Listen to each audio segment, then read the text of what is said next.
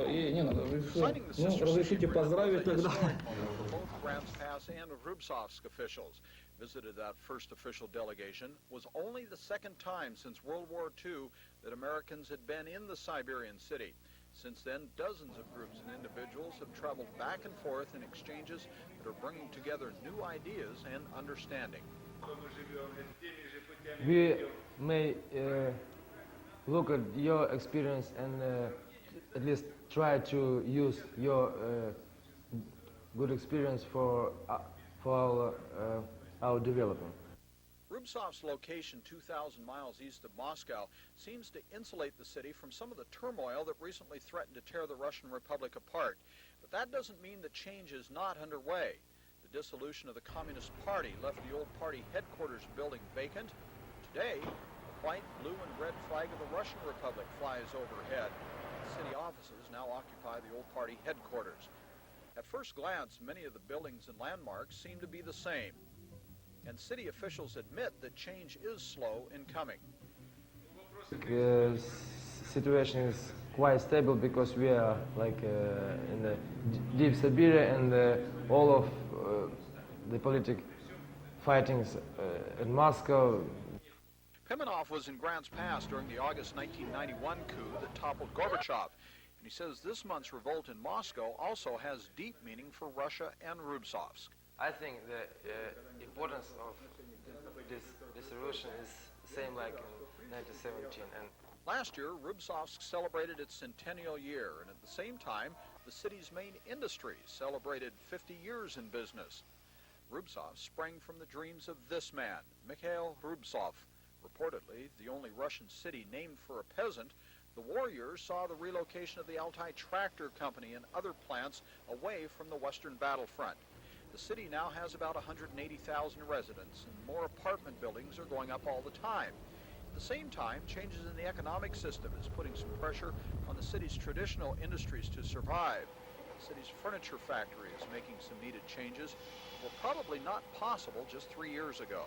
For example, it took a lot of time to produce something new. It took a lot of time to design it and then to send it to the central ministry to be adopted by the ministry and to get it back. And so now we're only trying to meet the demand of the people. The huge Altai Tractor Factory shut down for a month this summer, putting thousands of workers out of work. And it still struggles to keep engines and other supplies coming in. But the stakes are large, and officials are committed to another 50 years in business. Some of the workers, they do really understand what's happening, and they give their vouchers that all of the citizens of Russia got. They give it to buy actions of this factory. City officials are also faced with tight budgets and increased costs.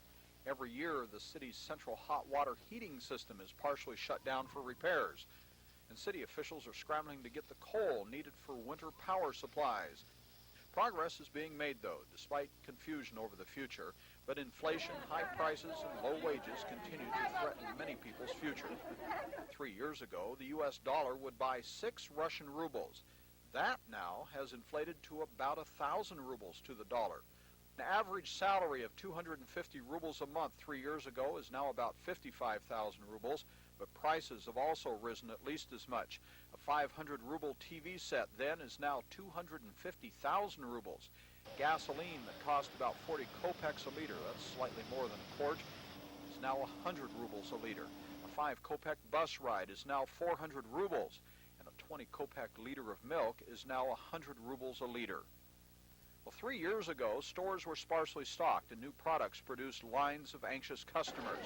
Today, prices seem to weed out competitive buyers, but more products are on the shelves. The problem is, prices are too high for most people, although there seems to be more to buy. Hardest hit are the older citizens who live on pensions and fixed incomes. 100-year-old Christina Adam is more worried about her grandchildren than her own future. We all want the hope that we will live much better, and still we would like to return to the old days. But the future is what the changes are all about in Russia. Grants Pass residents are taking an active part in working for peaceful change.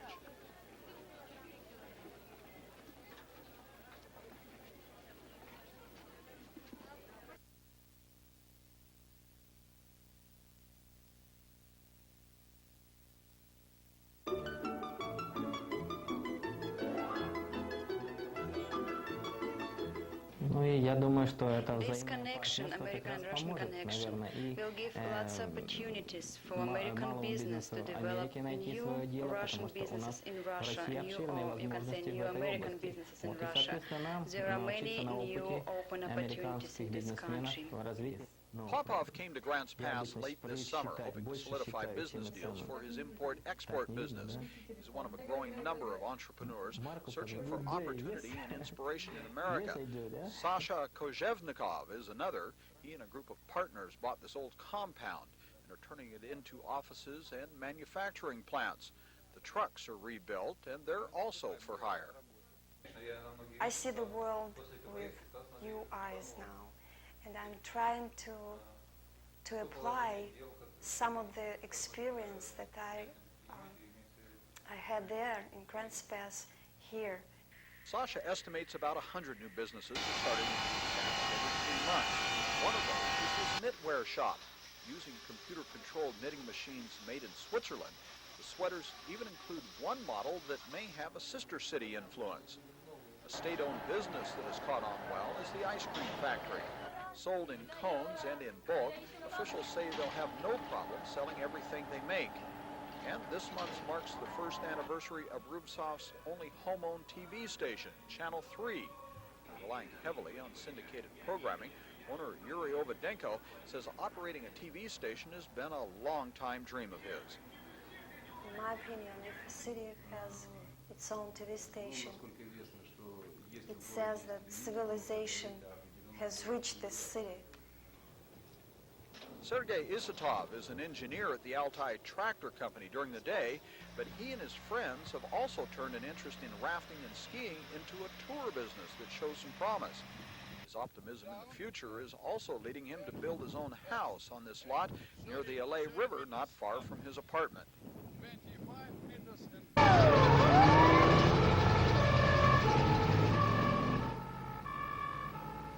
Rubtsovsk city officials also have their eyes on how Americans, and specifically Grants Pass officials, handle emergency services. A Rubtsovsk fire official admits that his department is understaffed and under-equipped. A city as big as Rubtsovsk needs at least 7 fire stations, and we have only 3 of them. And one of the stations, it belongs to the Altai tractor plant. This small dispatch center handles all the fire calls for this city of 180,000, and while it all seems to work, Vyacheslav hopes to come to Grants Pass to learn more efficient ways of providing fire protection.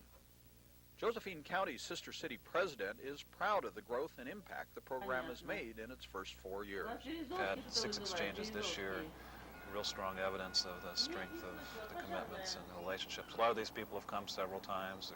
They're bringing new friends or taking friends back over, so that's real positive. A number of cities in Oregon, Eugene, Portland, maybe some others who have sister cities in Russia. How would you...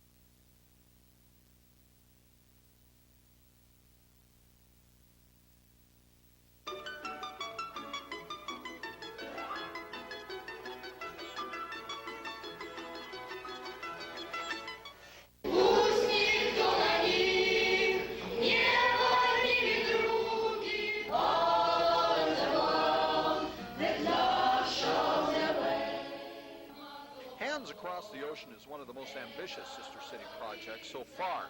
More than a year ago, Grants Pass resident Bobby Kidder conceived the idea of taking a group of Josephine County actors and dancers to Russia. In turn, a troupe of Rubtsovsk residents would come here. Kidder joined with a former Broadway actress, Lorraine Sherman, and a young dancer from Ashland, Samay Horner, to make the project come to life. It was such a delightful group of people. I mean, they weren't prima donna-ish or, oh, I don't like this. They loved everything we did, so it was just a wonderful time. The whole feeling of what we were doing together, the meaning behind Hands Across the Ocean, was just an amazing, powerful thing for me, and I wish that everybody could be a part of it.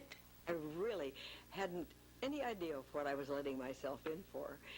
And of course I had some doubts too because of that. And it was so much more wonderful than I had expected. It really was. The Hands Across the Ocean group took its program from the stage of Rubtsovsk Palace of Culture to nearby villages and seniors' homes.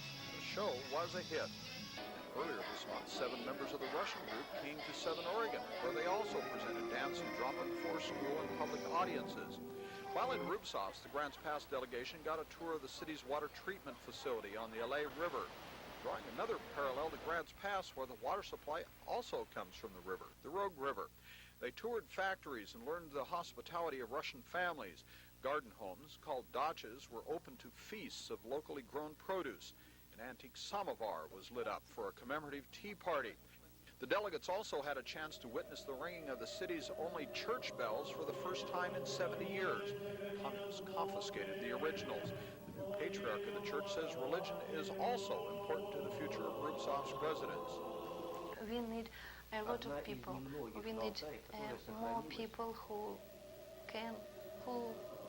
visited our church and who will be our congregation. And now I think that we are beginning this job.